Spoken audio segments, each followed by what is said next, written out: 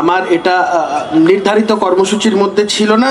সজলদার আসার কথা ছিল, সজলদা আসতে না পারার কারণেই মূলত আমার আসা।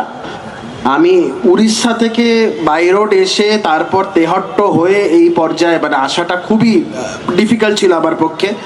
তাও সকালবেলা অর্গানাইজারদের সাথে কথা হয়, আমি বলেছিলাম চেষ্টা করব। এবং আপনারা ইতিমধ্যেই জানেন যে হরগোবিন্দ দাস চন্দন দাসের যে হত্যা এবং সেটাকে নিয়ে যে আজকে পয়েন্ট অফ যে জাজমেন্ট বেরিয়েছিল এবং সেটা সেন্টেন্সও আজকে হয়, তো সেটা নিয়ে আমাদের রাজ্যের বিরোধী দলের নেতার সাথে একটি প্রেস কনফারেন্স হচ্ছিল, যার জন্য বিলম্ব হয়। আমি ক্ষমা প্রার্থী সবার কাছে।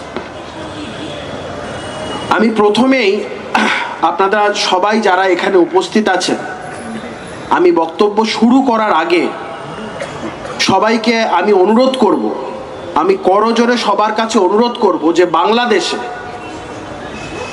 দীপু চন্দ্র দাসের এই জঘন্য যে হত্যা, সেই হত্যার প্রতিবাদে আমরা যদি অন্তত 30 সেকেন্ড উঠে দাঁড়িয়ে তাদের আত্মার প্রতি শান্তি কামনা করতে পারি, আমি সবার কাছে করজোরে অনুরোধ করব যে দীপু চন্দ্র দাসের এই হত্যা আমাদের মানব জাতিকে ভীষণভাবে নাড়া দিয়েছে। এবং আমি সবার কাছে অনুরোধ করব আমরা যদি অন্তত 30 সেকেন্ড দাঁড়িয়ে তার আত্মার প্রতি আমরা শান্তি কামনা করতে পারি। সিবিআই আর ইডির ভূমিকাটা কি? এতদিন ধরে সিবিআই ইডি একটার পর একটা তদন্ত করবে, কোনো সলিউশন হবে না, আর হঠাৎ করে জানা যাবে না এতদিনে কিছুই হয়নি, ভোট এনে একজন নেতাকে ডাকা হবে, তারপর ভুলে যাওয়া হবে।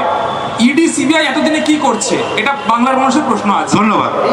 এই যে হাঁসখালির যে গণধর্ষণ কাণ্ড, এই হাঁসখালি গণধর্ষণ কাণ্ড, সেটা হাইকোর্টের ইন্টারভেনশনের পরে তদন্তভারটা সিবিআইকে দেওয়া হয়েছিল। এই হাঁসখালি গণধর্ষণ কাণ্ডেই মুখ্যমন্ত্রী বলেছিল প্রেম ঘটিত ব্যাপার, প্রেগনেন্ট, এই সমস্ত কথাবার্তা বলার পর তদন্তভার সিবিআইকে দেওয়ার পর আজকে এই ঘটনায় যারা দোষী ব্যক্তি তাদের বেশ কয়েকজনের যাবজ্জীবন কারাদণ্ড, বেশ কয়েকজনের 5 বছরের সাজা, এই ধরনের সাজা হয়েছে। তাই সিবিআই বা ইডিকে প্রশ্নচিহ্নের মুখে অবশ্যই আপনারা ফেলতে পারেন, সেই প্রেরোগেটিভ আপনাদের আছে। আমি সিবিআই বা ইডির মুখপাত্র নই, কিন্তু এক এক সময় বিভিন্ন সময় আমাদেরও কোর্টের দ্বারস্থ হতে হয় সিবিআই বা ইডি চেয়ে। তার কারণটা কি? কারণ রাজ্যের যে ল এনফোর্সমেন্ট এজেন্সি, তারা যে এই যে ধরুন হাঁসখালির ঘটনাটা দিয়ে আপনাদের বোঝানোর চেষ্টা করছি, আজকে যখন মুখ্যমন্ত্রী একটা প্রি কনসিভড নোশন আগে থেকেই বলে দিলেন মেয়েটা প্রেগনেন্ট, মেয়েটার সাথে লাভ অ্যাফেয়ার ছিল, তারপরে পুলিশের কটা ঘাড়ে মাথা আছে ওর বাইরে গিয়ে কিছু করবে, তাই পশ্চিমবঙ্গ পুলিশের পক্ষে সেটা করা সম্ভব ছিল না। সিবিআই যখন তদন্তভার নিল, তদন্তভার নেওয়ার পরে it came to a logical conclusion. হ্যাঁ, আমি আপনার কথার সাথে সম্পূর্ণ সহমত, আপনার সেন্টিমেন্টের সাথে সম্পূর্ণ সহমত হয়ে বলছি, এমন অনেক ঘটনা আছে যেখানে সিবিআই বা ইডির তাদের আরো দ্রুততার সাথে, তাদের আরো আমি বলবো যে লজিক্যাল কনক্লুশনে আসা অনেক জলদি তাদের উচিত ছিল, তারা সেটা করতে পারেনি। এর জন্য আমার পক্ষ থেকেও সিবিআই বা ইডির প্রতি একরাশ ধিক্কার।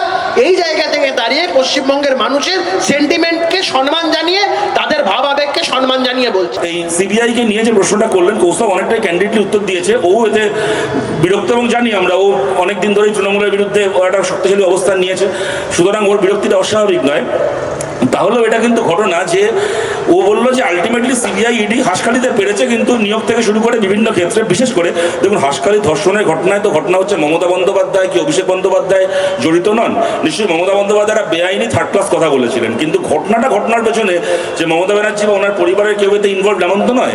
কিন্তু যে দুর্নীতিগুলোতে গরু, বালি, কয়লা, চাকরি, যেগুলোতে সরাসরি অভিষেক ব্যানার্জি তার পরিবারের ইনভলভমেন্ট আছে, এটা কাকতালীয় হতে পারে, কিন্তু যে কোনো কারণেই হোক ঠিক ওই ঘটনাগুলোতে সিবিআই তদন্তটা শেষ হয় না। সেখানে কৌস্তব যেটা বললো যে সিবিআই পারছে না, আমি বলছি কৌস্তবেরই পার্টির আরেকজন নেতা অভিজিৎ গাঙ্গুলি, তার কিন্তু উত্তরটা একটু আলাদা। আপনারা জানেন অভিজিৎ গাঙ্গুলির বক্তব্য হচ্ছে যে সিবিআই করছে না। কেন করছে না? একেবারে সাংবাদিককে বাড়িতে ডেকে এনে ইন্টারভিউ দিয়ে অভিজিৎ গাঙ্গুলি, এটা আমার কথা নয়, এটা অভিজিৎ গাঙ্গুলিরই কথা, যে উনি একদম ইন্টারভিউ দিয়ে বলেছেন যে তৃণমূল কংগ্রেসের নেত্রীর সঙ্গে কেন্দ্রের সরকারের সর্বোচ্চ পর্যায়ের বোঝাপড়া রয়েছে, যে কারণে এটা সিবিআই ইচ্ছাকৃতভাবে এটা করছেন। আপনারা শুনেছেন এটা, কিন্তু এটা আমার কথা বলছি না ভাই। তোমার এটা নিয়ে তর্ক করার থাকলে এমনি দেরি করে এসছো, তুমি বাকি ফোন করো, অভিজিৎ গাঙ্গুলির সাথে তর্ক করো, আমার আর আটকে রেখো, আমাকে অনেক দূর ফিরতে হবে।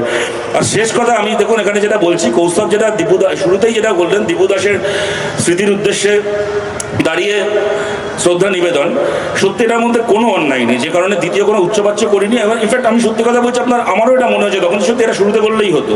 থ্যাঙ্কফুল কৌস্তবের কাছে যে এটা এসে মনে করালো, এর পেছনে কিন্তু কোনো আপত্তির কিচ্ছু নেই।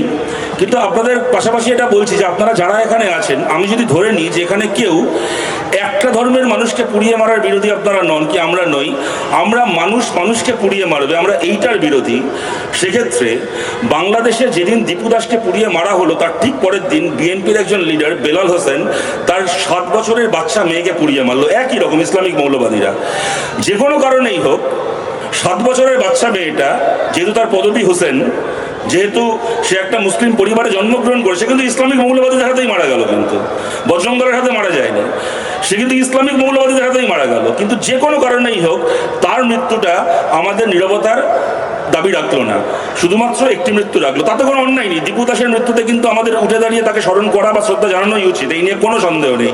কিন্তু দুজনকে পরপর দুদিন একই মব গিয়ে পুড়িয়ে মারলো, ধর্ম দেখে আমি একজনকে বেছে নিলাম, একজনের ব্যাপারে একটা 7 বছরের বাচ্চা মেয়ের ক্ষেত্রে নীরব থাকলাম, এইটা মানুষ হিসেবে আমাদেরকে কত উজ্জ্বল করলো, এটা কিন্তু আমাদেরও আয়নার সামনে দাঁড়িয়ে প্রশ্ন করতে হবে।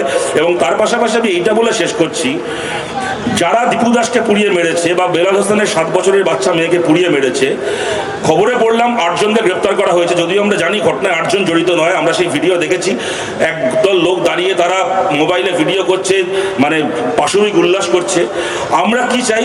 আমরা চাই এরা প্রত্যেকে গ্রেপ্তার হোক, ফাঁসি যাক, অথবা সারা জীবন এরা জেলের ভেতর পচে মরুক, সারা জীবন এরা জেলের ভেতর পচে মরুক যারা দীপু দাসকে পুড়িয়ে মেরেছে। সেখানে আপনাদেরকে বলছি, উড়িষ্যায় গ্রাহাম স্টুয়ার্ট স্টাইনস আর তার 2 ছেলেকে পুড়িয়ে মেরেছিল বজরং দলের যে নেতা মহেন্দ্র হেমব্রম। এবছর এপ্রিল মাসে বিজেপির সরকার তার সাজা মুকুব করে জেল থেকে ছেড়ে দিয়েছে। পুড়িয়ে মেরেছিল 3 জন মানুষকে, তার মধ্যে 2টো বাচ্চা ছেলে ছিল, নাবালক ছেলে ছিল, তার বাবা গ্রাহাম স্টুয়ার্ট স্টাইনস। কেন সাজা মুকুব করা হলো?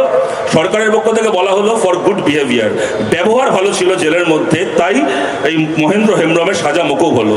উত্তরকাল যখন আমাদেরকেও প্রশ্ন করবে, আমাদেরকে কিন্তু দীপু দাস থেকে শুরু করে বেলাল হোসেন হয়ে গ্রাহাম স্টুয়ার্ট স্টাইনস সবার জন্য প্রশ্ন করবে, আমরা যেন এমন মানুষ হতে পারি যারা কিনা ওই আগুনে মানুষ পুড়ছে, সেই আগুনের বা সেই মানুষের ধর্ম বিচার না করে সেটার নিন্দে করতে পারি। এইরকম মানুষ হিসেবে যেন আমরাও নিজেদেরকে গড়ে তুলতে পারি, নাহলে কিন্তু আগামী দিন ওই আগুন আমাদেরকেও পুড়তে হবে। ধন্যবাদ। আমি এখানে সদরূপটাকে জাস্ট একবার আমি তর্ক বিতর্ক লেট হওয়ার কথা কারোর খারাপ লাগতে পারে, না, সবারই ভালো লেগেছে, আমি বলছি, কারোর খারাপ আমি লাগেনি। বলছি, ঠিক আছে বলে নি একটু মধ্যেখানে সদরূপটা, আমি তোমাকে আটকাই না। মধ্যেখানে এলেই তো লাস্টে, মধ্যখানে কি করে আটকাবে? মধ্যখানে আটকানোর জন্য তো মধ্যখানে আসতে হবে। কি করা যাবে আমাকে বলেনি সেইভাবে। আচ্ছা, আমি যেটা বলার সেটা হচ্ছে, আমার এই কথা কারোর খারাপও লাগতে পারে, ভালো লাগতে পারে। আপনারা সবাই ডোডো পাখির নাম শুনেছেন তো? এক্সটিংক্ট হয়ে গেছে, এখন খুঁজে পাওয়া যায় না, এখন শুধু বইতে পাওয়া যায়। তোমার চুলের মতো একটু বলে নিই। এখন আর পাওয়া যায় না, আগে ছিল, এখন আর পাওয়া যায় না।